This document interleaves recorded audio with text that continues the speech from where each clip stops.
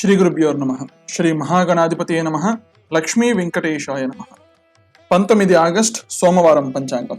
శ్రీ క్రోధినామ సంవత్సరం దక్షిణాయనం, వర్ష ఋతువు, శ్రావణ మాసం, శుక్లపక్షం. ఈరోజు తిథి పౌర్ణిమ. ఈరోజు విశేషము శ్రావణ మాసము పౌర్ణిమ, శ్రావణ పౌర్ణిమ, రాఖీ పౌర్ణమి, హయగ్రీవ జయంతి.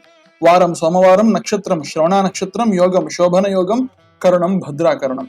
ఈరోజు సోమవారం పౌర్ణిమ వచ్చినందువలన విశేషించి శివకేశవులకు ప్రీతిగా ఈరోజు వ్రతాచరణ చేయడం చాలా మంచిది.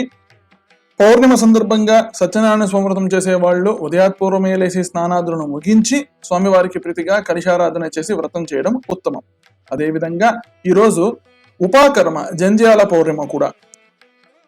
ఎవరికైతే ఈ యజ్ఞోపవీత ధారణం చేసే అధికారం ఉంటుందో వాళ్ళందరూ కూడా ఈరోజు వేదవ్యాస భగవానునికి నమస్కరించి వేదవ్యాస భగవానుడి ప్రీతిగా నూతన యజ్ఞోపవీతాన్ని ధరించాలి.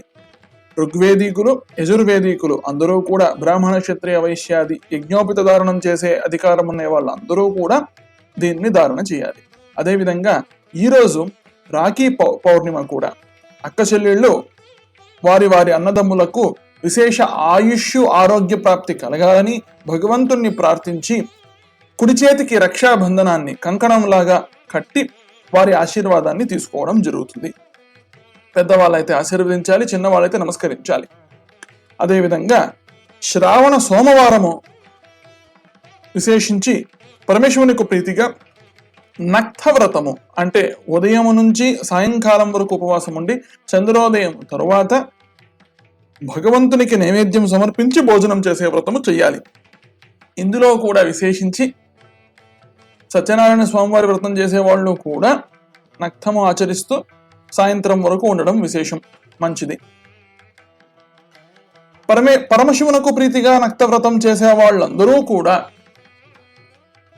ఏకాదశ రుద్రాభిషేకము లేదునంటే ఏకాదశ రుద్ర పారాయణము, శివస్తోత్ర పారాయణము, పంచాక్షరి మంత్ర జపము చేయడము చాలా మంచిది. ఈ విధంగా చేయడం వలన పరమశివుని యొక్క పరమానుగ్రహము, సత్యనారాయణ స్వామి వారి యొక్క అనుగ్రహము కలుగుతుంది. ఈ రోజు హయగ్రీవ జయంతి.